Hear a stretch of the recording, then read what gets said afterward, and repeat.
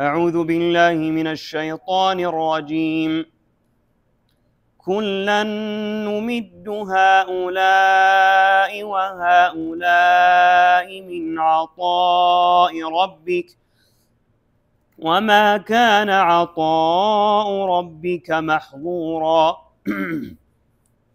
انظر كيف فضلنا بعضهم على بعض وللآخرة أكبر درجات وأكبر تفضيلا. لا تجعل مع الله إلها آخر فتقعد مذموما مخذولا.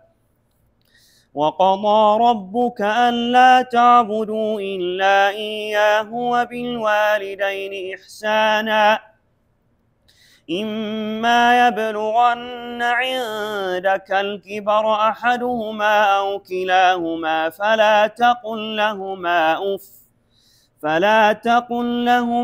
أف ولا تنهرهما وقل لهما قولا كريما واخفض لهما جناح الذل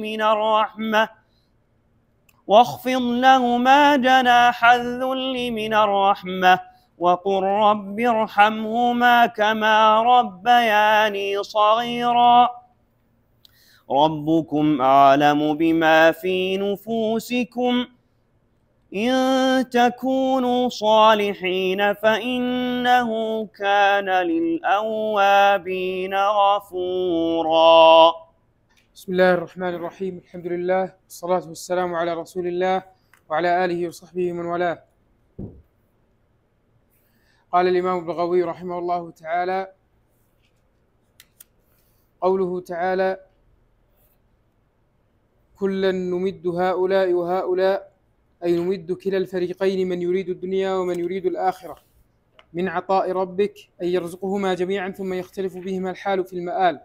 وما كان عطاء ربك رزق ربك محظورا ممنوعا عن عباده، فالمراد من العطاء في الدنيا، وإلا فلا حظ للكفار في الآخرة. انظر يا محمد كيف فضلنا بعضهم على بعض في الرزق والعمل الصالح، يعني طالب العاجلة وطالب الآخرة. وللآخرة أكبر درجاته وأكبر تفضيلا. لا تجعل مع الله إلها آخر، الخطاب مع النبي صلى الله عليه وسلم، والمراد غيره. وقيل معناه: لا تجعل أيها الإنسان مع الله إلها آخر فتقعد مذموما مخذولا، مذموما من غير حمد، مخذولا من غير نصر.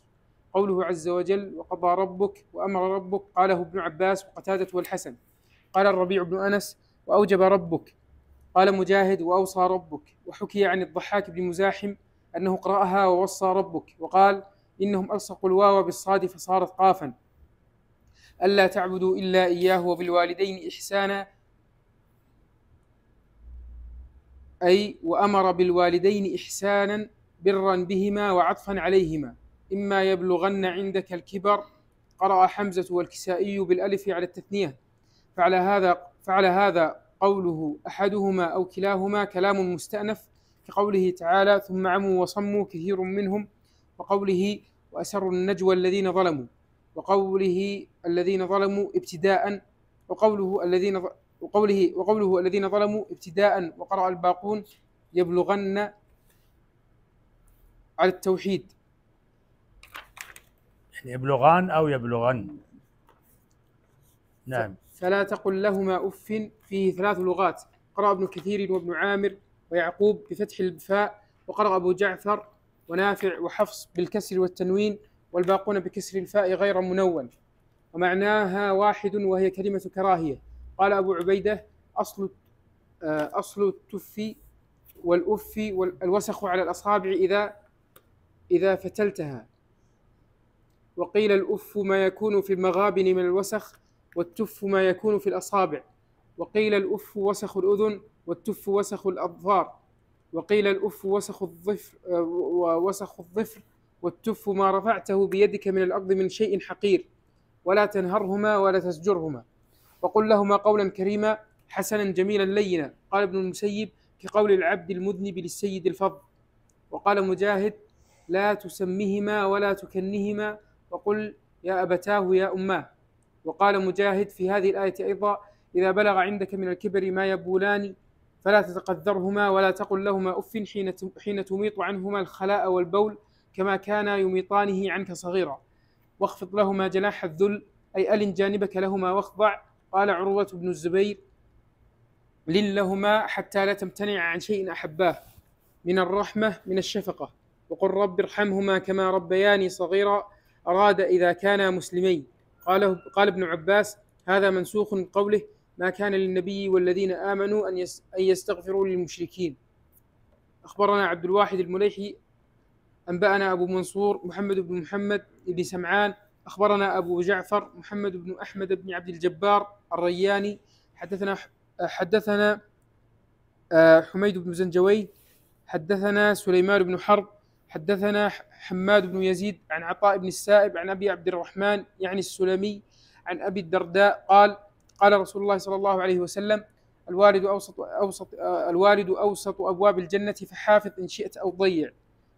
أخبرنا أبو طاهر محمد بن علي الزراد أخبرنا أبو بكر محمد بن إدريس الجرجاني أخبرنا أبو الحسن علي بن الحسين الماليني أخبرنا حسن بن سفيان حدثنا يحيى بن حبيب بن عدي حدثنا خالد بن الحارث عن شعبة عن يعلى بن عطاء عن أبيه عن عبد الله بن عمرو عن النبي صلى الله عليه وسلم قال: رضا الله في رضا الوالد وسخط الله في سخط الوالد. أخبرنا أحمد بن عبد الله الصالحي أخبرنا أبو سعيد محمد بن موسى الصيرفي أخبرنا أبو عبد الله محمد بن عبد الله الصفار حدثنا أبو جعفر محمد بن غالب بن تمتام الضبي رحمك الله حدثنا عبد الله بن مسلمة حدثنا عبد العزيز بن مسلم عن يزيد بن أبي زياد عن مجاهد عن أبي سعيد الخدري رضي الله عنه قال رسول الله صلى الله عليه وسلم: لا يدخل الجنة منان ولا عاق ولا مدمن خمر. أخبرنا الإمام أبو علي الحسين بن محمد القاضي أخبرنا أبو محمد عبد الله بن يوسف بن محمد بن باموية الأصفهاني ابن بامويه الأصفهاني أخبرنا أبو سعيد أحمد بن زياد البصري أخبرنا الحسن بن محمد بن صباح حدثنا ربعي بن علية عن عبد الرحمن بن إسحاق عن سعيد بن أبي سعيد المقبوري عن أبي هريرة رضي الله عنه قال رسول الله صلى الله عليه وسلم: رغم أنف رجل ذكرت عنده فلم يصلي علي، ورغم أنف رجل أتى عليه شهر رمضان فلم يغفر له، ورغم أنف رجل أدرك أبويه الكبر فلم يدخلاه الجنة. ربكم أعلم بما في نفوسكم من بر الوالدين وعقوقهما إن تكونوا صالحين أبرارا مطيعين بعد تقصير كان منكم في القيام بما لزمكم من حق الوالدين وغير ذلك فإنه كان للأوابين بعد المعصية غفورا. قال سعيد بن جبير في هذه الآية: هو الرجل تكون منه البادرة إلى أبويه لا يريد بذلك إلا الخير فإنه لا يؤاخذ به. قال سعيد بن المسيب: الأواب الذي يذنب ثم يتوب ثم يذنب ثم يتوب. قال سعيد بن جبير: الرجاع إلى الخير. وعن ابن عباس قال: هو الرجاع إلى الله فيما يحزبه وينوبه. وعن سعيد بن جبير عن ابن عباس قال: هم المسبحون دليله قوله: يا جبال أوبي معه. قال قتادة: هم المصلون. قال عوف العقيلي: هم الذين يصلون صلاة الضحى. أخبرنا أبو الحسن طاهر بن حسين الراوقي الطوسي أخبرنا أبو الحسن محمد بن يعقوب أخبرنا أبو النضر محمد بن محمد بن يوسف حدثنا الحسن بن سفيان حدثنا أبو بكر بن أبي شيبة حدثنا وكيع عن هشام صاحب الدستوائي عن قتادة عن قاسم بن عوف عن زيد بن أرقم قال: خرج رسول الله صلى الله عليه وسلم على أهل قباء وهم يصلون صلاة الضحى فقال: صلاة الأوابين إذا رمضت الفصال من الضحى. وقال محمد بن المنكدر: الأواب الذي يصلي بين المغرب والعشاء. وروي عن ابن عباس أنه قال: إن الملائكة لتحف بالذين يصلون بين المغرب والعشاء وهي صلاة الأوابين. بسم الله الرحمن الرحيم. الحمد لله رب العالمين وصلى الله وسلم على نبينا محمد وعلى آله وصحبه أجمعين. اللهم علمنا ما ينفعنا وانفعنا بما علمتنا وزدنا علما يا رب العالمين. سبحانك لا علم لنا إلا ما علمتنا إنك أنت العليم الحكيم.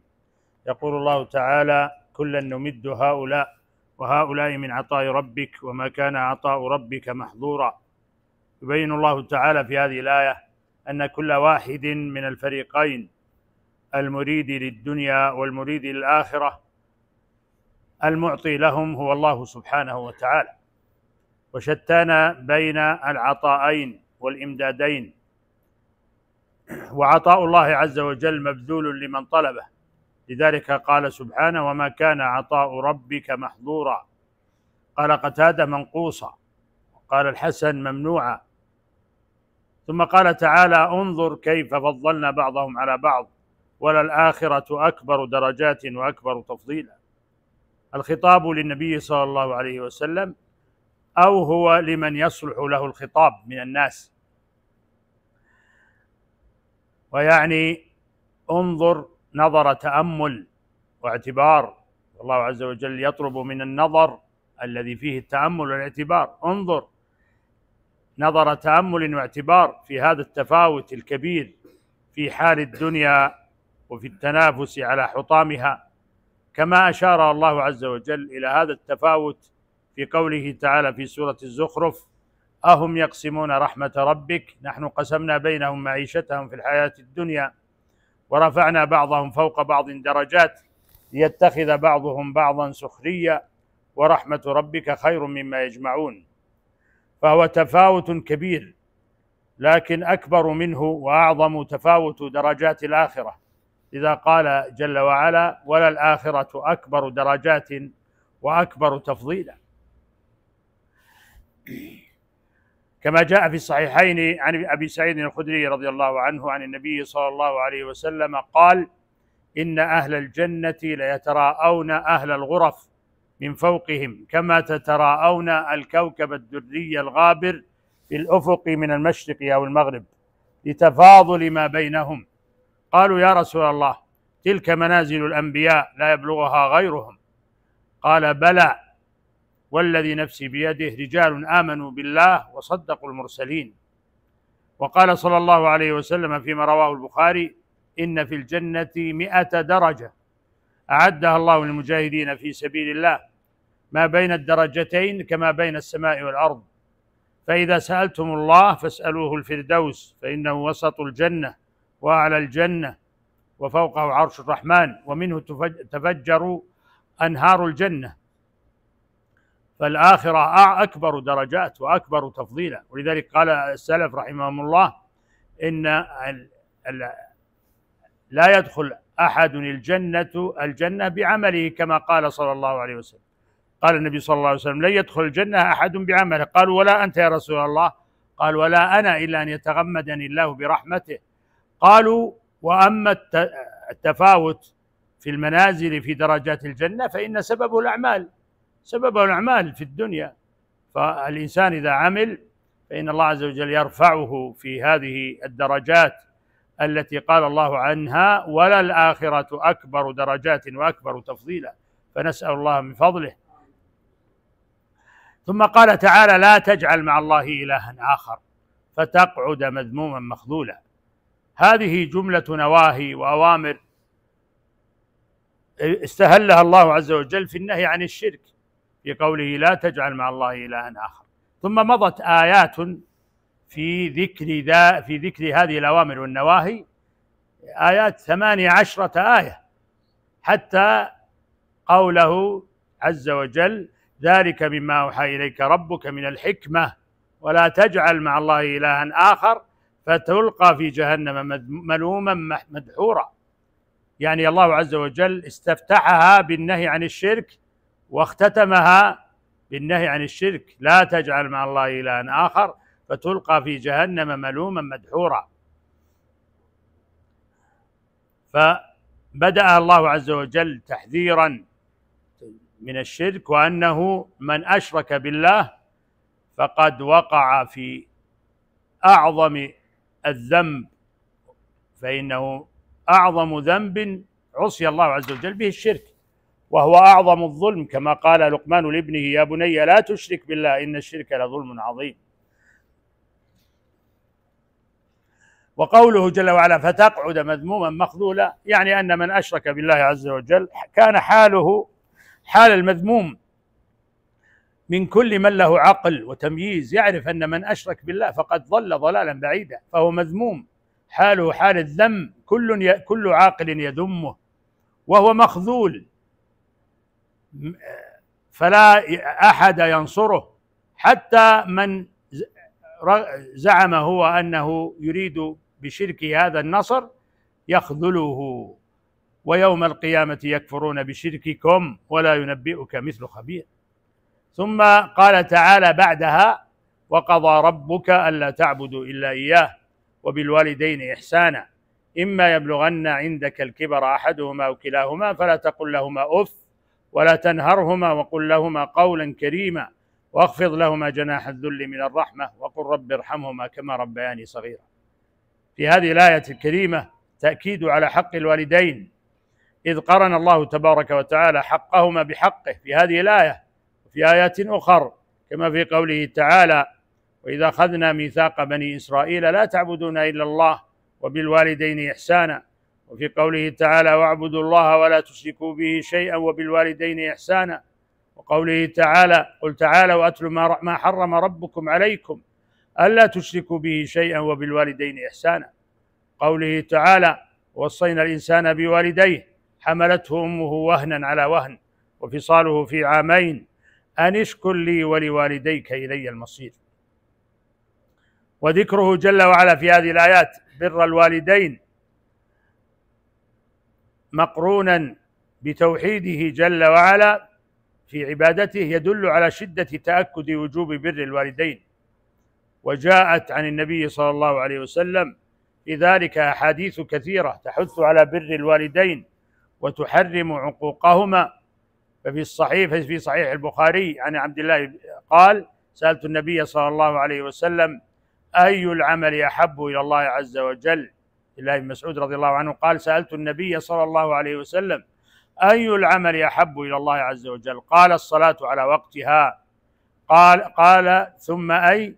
قال ثم بر الوالدين. قال ثم أي؟ قال الجهاد في سبيل الله. فأخبر صلى الله عليه وسلم أن بر الوالدين أفضل الأعمال بعد الصلاة التي هي أعظم دعائم الإسلام، ورتب ذلك بثم التي تعطي الترتيب والمهلة. وروى الشيخان عن عبد الله بن عمرو رضي الله عنهما قال: جاء رجل إلى النبي صلى الله عليه وسلم فاستأذنه في الجهاد فقال: أحي والداك؟ قال: نعم. قال: ففيهما فجاهد. وروى مسلم عن أبي هريرة رضي الله عنه قال: قال رسول الله صلى الله عليه وسلم: لا يجزي ولد والدا إلا أن يجده مملوكا فيشتريه فيعتقه. وروى مسلم عن أبي هريرة قال: قال رسول الله صلى الله عليه وسلم: رغم أنفه ثم رغم أنفه ثم رغم أنفه. قيل: من يا رسول الله؟ قال: من أدرك والديه عند الكبر أحدهما أو كليهما ثم لم يدخل الجنة.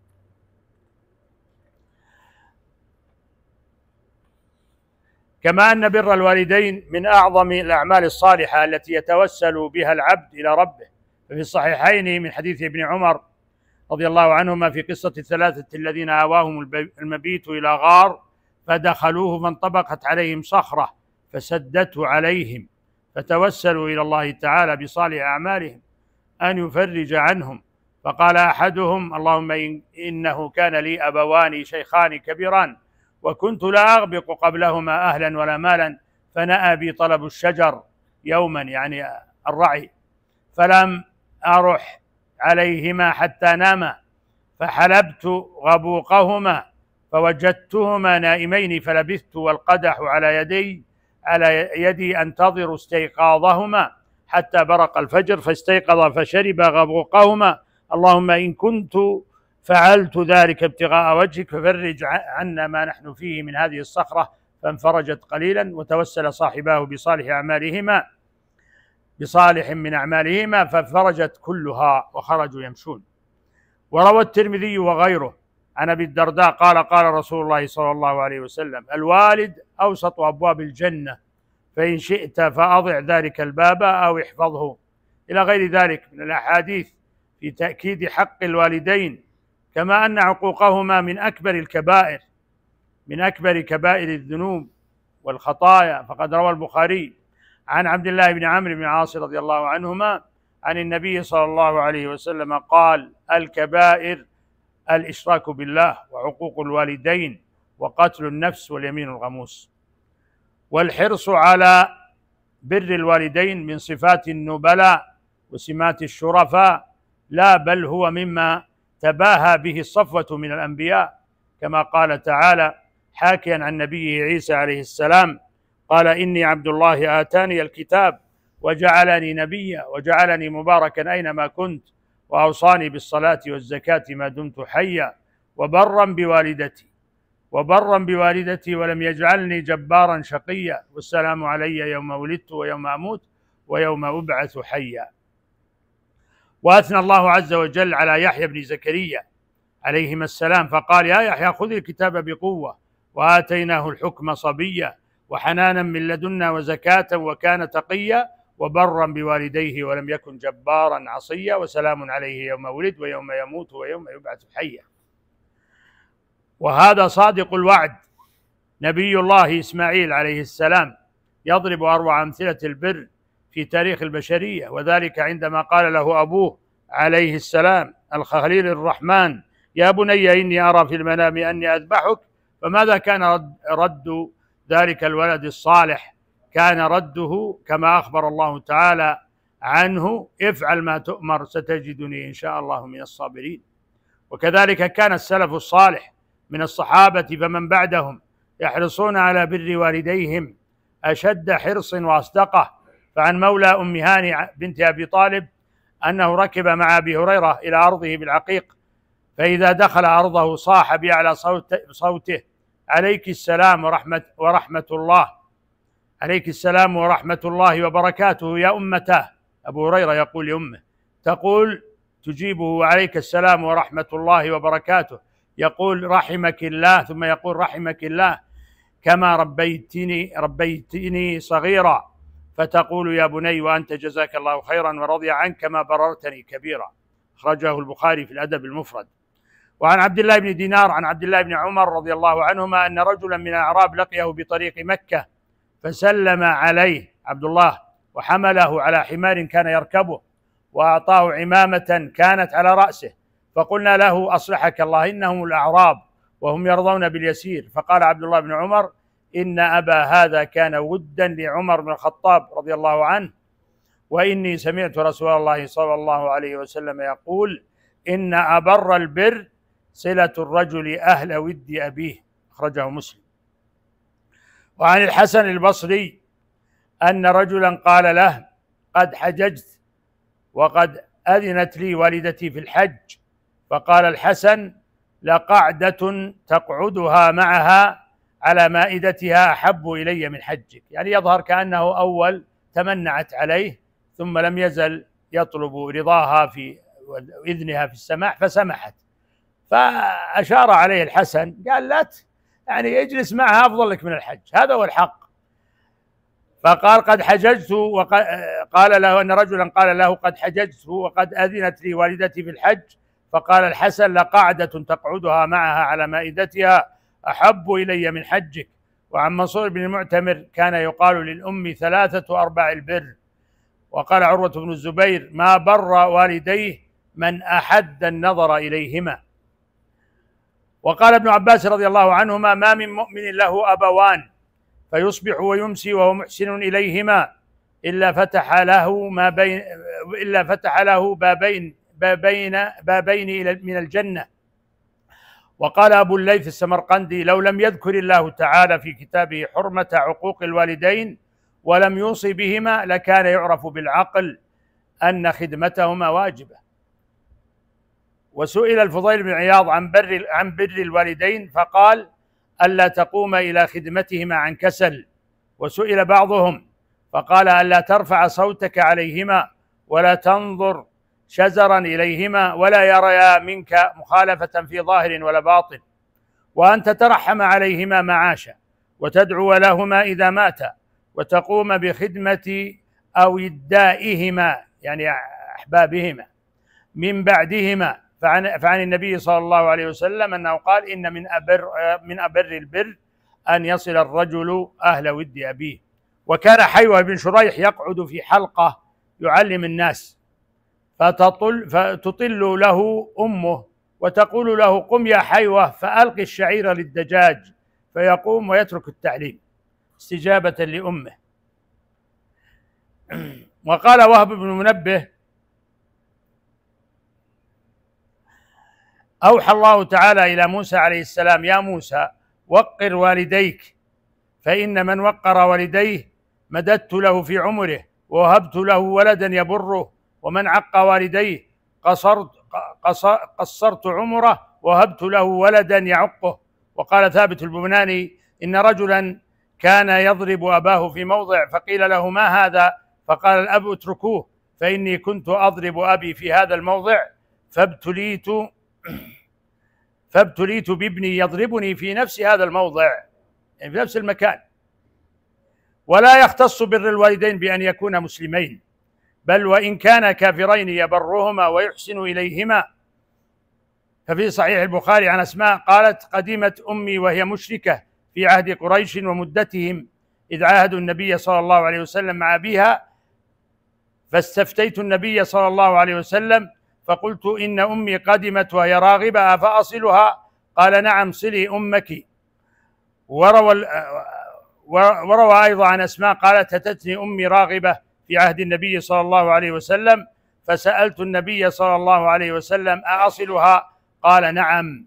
قال ابن عيينة: فأنزل الله عز وجل فيها: لا ينهاكم الله عن الذين لم يقاتلوكم في الدين، إلى آخر الآية. وحكى الله تلطف الخليل إبراهيم عليه السلام بأبيه مع شركه وعناده، فقال تعالى على لسان نبيه وخليله إبراهيم: يا أبت لم تعبد ما لا يسمع ولا يبصر ولا يغني عنك شيئا، يا أبت إني قد جاءني من العلم ما لم يأتك فاتبعني أهدك صراطا سويا، يا أبت لا تعبد الشيطان إن الشيطان كان للرحمن عصيا، يا أبت إني أخاف أن يمسك عذاب من الرحمن فتكون للشيطان وليا.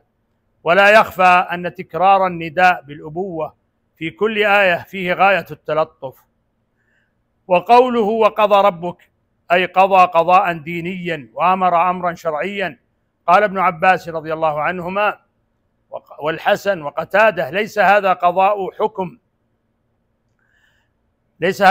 حكم بل هو قضاء أمر. وأصل القضاء في اللغة قطع الشيء بإحكام وإتقان. قال الشاعر يرثي عمر رضي الله عنه: قضيت أمورا ثم غادرت بعدها بوائق في أكمامها لم تفتق، أراد قطعتها محكما لها. ويستعمل القضاء في اللغة على وجوه، فالقضاء بمعنى الأمر كما في هذه الآية: وقضى ربك ألا تعبدوا إلا إياه، يعني أمر.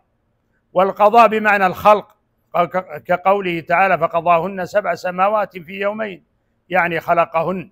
والقضاء بمعنى الحكم كقوله تعالى: فاقض ما أنت قاض إنما تقضي هذه الحياة الدنيا، يعني احكم ما أنت حاكم.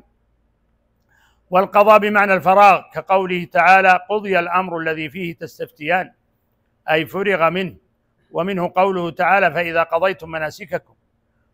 وكذلك قوله: فإذا قضيت الصلاة فانتشروا في الأرض. والقضاء بمعنى الإرادة كقوله تعالى: إذا قضى أمرا فإنما يقول له كن فيكون. والقضاء بمعنى العهد كقوله تعالى: وما كنت بجانب الغربي إذ قضينا إلى موسى الأمر. والوالدان لفظة مثنات تشمل الأب والأم، لأن منهما تتولد الذرية، ولكل منهما فضل خاص على الولد، وهما في الأمر العام ببرهما سواء. ويخطئ من لا يذكر الأب عند ذكر البر، حتى لكأن البر للأم فقط. بعض الناس ما يذكر البر إلا للأم، هذا غلط. وقد نبه السلف الصالح رحمهم الله إلى عظيم حق الأب، فقد سئل الحسن عن الوالد والوالدة فقال: حق الوالد أعظم وبر الوالدة ألزم.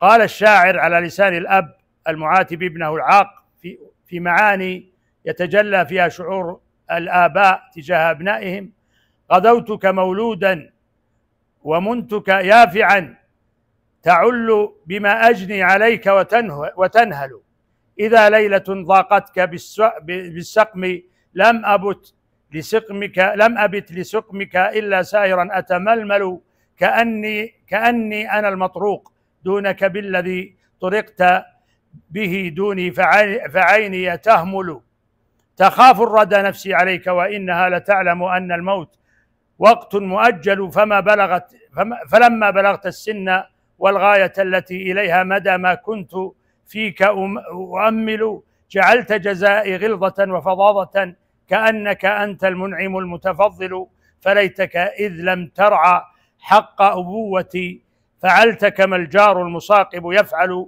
فأوليتني حق الجوار ولم تكن علي بمال دون مالك تبخل. ولا شك أن بر الأم ألزم كما قال الحسن رحمه الله، وقد جاءت بعض النصوص بتأكيد ذلك. ففي الصحيحين عن أبي هريرة رضي الله عنه قال: جاء رجل إلى النبي صلى الله عليه وسلم فقال: من أحق الناس بحسن صحابتي؟ قال: أمك. قال: ثم من؟ قال: ثم أمك. قال: ثم من؟ قال: ثم أمك. قال: ثم من؟ قال: ثم أبوك. فهذا الحديث يدل على أن محبة الأم والشفقة عليها ينبغي أن تكون 3 أمثال محبة الأب، لذكر النبي صلى الله عليه وسلم الأم 3 مرات، وذكر الأب في الرابعة فقط. وهذا المعنى يشهد له العيان، وذلك أن الأم تلقى صعوبة في الحمل، وصعوبة في الوضع، وصعوبة في الرضاع والتربية تنفرد بها الأم دون الأب، فهذه 3 منازل يخلو منها الأب. لكن أيضا الأب له البر وله أيضا الحق التام، فلا يقصر في حقه. وقد قال الشاعر في هذا المعنى في شأن الأم فأجاد: لأمك حق لو علمت كبير، كثيرك يا هذا لديه يسير، فكم ليلة باتت بثقلك تشتكي، لها من جواها أنة وزفير، وفي الوضع لو تدري عليها مشقة، فمن غصص منها الفؤاد يطير، وكم غسلت عنك الأذى بيمينها، وما حجرها إلا لديك سرير، وتفديك مما تشتكيه بنفسها، ومن ثديها شرب لديك نمير، وكم مرة جاعت وأعطتك قوتها حنوا وإشفاقا وأنت صغير، فآها لذي عقل ويتبع الهوى، وآها لأعمى القلب وهو بصير، فدونك فارغب في عميم دعائها، فأنت لما تدعو إليه فقير. وقوله تعالى إحسانا أي وأحسنوا بالوالدين إحسانا، وانتصب إحسانا على المفعولية المطلقة مصدرا نائبا عن فعله، والتقدير وأحسنوا إحسانا بالوالدين، والإحسان لفظة جامعة لكل حسن من الأقوال والأفعال والأخلاق، وجاءت إحسانا منكرة لتدل على التعظيم وتناهي الإحسان. تنكير يدل على تعظيم الشيء والعموم، عموم الإحسان. وقوله إما يبلغن عندك الكبر أحدهما أو كلاهما، إما هنا مركبة من إن الشرطية وما الزائدة المهيئة لنون التوكيد، وجوابها قوله تعالى: فلا تقل لهما أف ولا تنهرهما وقل لهما قولا كريما.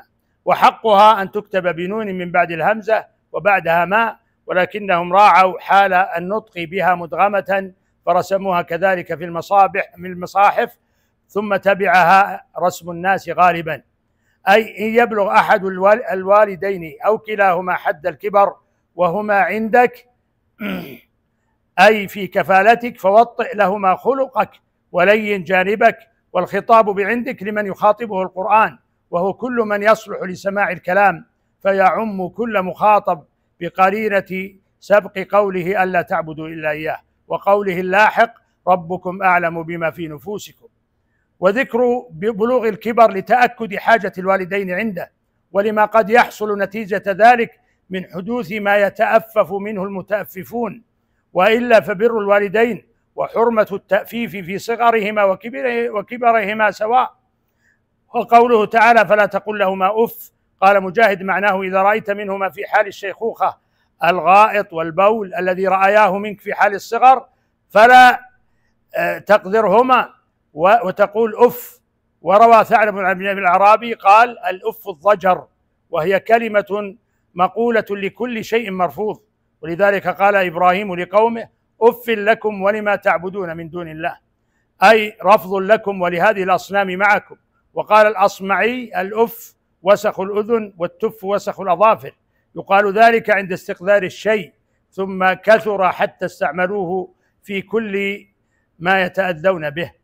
وأف اسم صوت ينبئ عن التضجر، أو اسم فعل هو أتضجر، ولم يأتي اسم فعل بمعنى المضارع إلا قليلا، نحو أف وأوه وآه ومثلها بمعنى توجع، ويأتي ماضيا وهو قليل، والأكثر بمعنى الأمر في أف. وفي أف نحو من 40 لغة، يعني ذكر العلماء اللغة أن فيها 40 لغة، والوارد من ذلك في القراءات 7. والحاصل أنه اسم فعل ينبئ عن التضجر والاستثقال، أو صوت ينبئ عن ذلك، فنهي الولد عن أن يظهر منه ما يدل على التضجر من أبويه أو الاستثقال لهما، وبهذا يفهم النهي عن سائر ما يؤذيهما بفحوى الخطاب أو بلحنه. وقوله ولا تنهرهما، النهر الزجر والغلظة، يقال نهره وانتهره إذا استقبله بكلام يزجره. وقال ابن عطية الانتهار إظهار الغضب في الصوت واللفظ.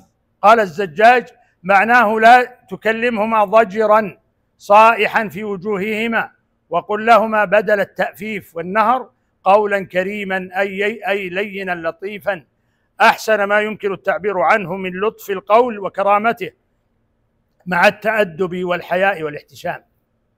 وقوله وقل لهما قولا كريما، أي قل لهما قولا جميلا حسنا. قال ابن عباس يريد لينا لطيفا. وقال ابن جريج أحسن ما تجد من القول. وقال عطاء لا تسميهما ولا تكنهما، يعني ما يحسن أن تقول تنادي أبوك باسمه حتى ولا بكنيته. وقل لهما يا أبتاه ويا أماه، كما قال إبراهيم يا أبتي يا أبتي. وسئل ابن المسيب عن القول الكريم في قوله وقل لهما قولا كريما، فأجاب بقوله قول العبد المذنب للسيد الفظ الغليظ، يعني يقول أن العبد المذنب يتذلل ويخاف من سيده الفظ، فيقول كل كلمة فيها تذلل وفيها خضوع. حتى ذكر أن من السلف أنهم كانوا يخضعون عند والديهم. وذكر عن ابن سيرين رحمه الله أن من رآه عند أمه يحسب أنه مريض من شدة خضوعه. وعن زهير بن محمد في قوله وقل لهما قولا كريما، قال إذا دعواك فقل لهما لبيكما وسعديكما. وقوله تعالى واخفض لهما جناح الذل من الرحمة استعارة بديعة، فالطائر إذا أراد الطيران والارتفاع نشر جناحه، وإذا أراد النزول خفض جناحه، فصار خفض الجناح كناية عن التواضع وترك الارتفاع، فجعل اللين ذلا واستعار له جناحا. ثم رشح هذا المجاز بأن أمر بخفضه. وحكي أن أبا تمام لما نظم قوله لا تسقني ماء الملام فإنني صب قد استعذبت ماء بكائي، جاءه رجل بقصعة وقال له أعطني شيئا من ماء الملام، فقال له نعم حتى تأتيني بريشة من جناح الذل. يعني كل هذا استعارات ومجاز يعني مقاصد بلاغية، وهذا من أساليب العرب وفصاحتهم وبلاغتهم. فجناح الإنسان جانباه، فالمعنى واخفض لهما جانبك ولا ترفعه فعل المتكبر عليهما. وقد قال بعض المتأخرين فأحسن أراشوا جناحي ثم بلوه بالندى. أراشوا جناحي ثم بلوه بالندى، أراشوا يعني قطعوه، ثم بلوه بالندى فلم أستطع من أرضهم طيرانا. وفي إضافة الجناح إلى الذل وجهان، أنها كإضافة حاتم إلى الجود في قوله حاتم الجود، فالأصل في الجناح يعني الجناح الذليل. والثاني سلوك سبيل الاستعارة، كأنه تخيل للذل جناحا ثم أثبت لذلك الجناح خفضا، أي أقطعهما جانب الذل منك وديث لهما نفسك وخلقك. وبولغ بذكر الذل هنا ولم يذكر في قوله تعالى واخفض جناحك لمن اتبعك من المؤمنين، وذلك بحسب عظم الحق هنا، كأنه قال بالغ في التذلل والتواضع لهما من فرط رحمتك لهما وعطفك عليهما لكبرهما وافتقارهما اليوم، مستشعرا ضعفك الماضي يوم كنت أفقر خلق الله إليهما بالأمس. وقرأ الجمهور الذل بضم الذال وقرئ بكسرها، والذل في الدواب ضد الصعوبة، ومنه الجمل الذلول، والمعنى يتقارب. وينبغي بحكم هذه الآية أن يجعل الإنسان نفسه مع أبويه في حيز ذلة في أقواله وسكناته ونظراته، فلا يحد لهما بصره، فإن تلك هي نظرة الغاضب.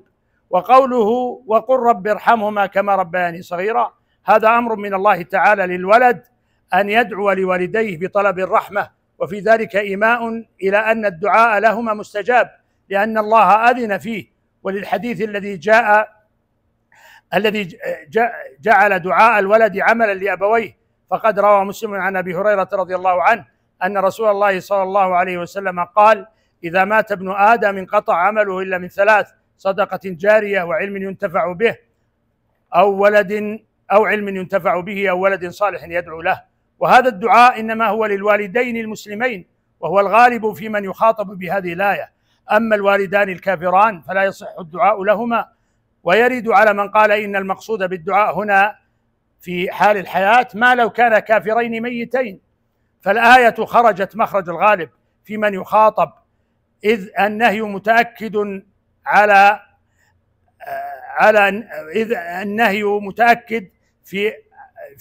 عن الاستغفار للكفار ولو كانوا أقرب قريب. قال تعالى: ما كان للنبي والذين آمنوا أن يستغفروا للمشركين ولو كانوا أولي قربى من بعد ما تبين لهم أنهم أصحاب الجحيم. ولا شك أن المقصود تكرار هذا الدعاء للوالدين، حتى لقد سئل سفيان بن عيينة رضي الله عنه: كم يدعو الإنسان لوالديه؟ أفي اليوم مرة، أو في الشهر مرة، أو في السنة؟ فقال: نرجو أن يجزئه إذا دعا لهما في أواخر التشهدات، يعني في التشهد الأخير من الصلوات، لأنه موضع إجابة. كما أن الله تعالى قال: يا أيها الذين آمنوا صلوا عليه وسلموا تسليما.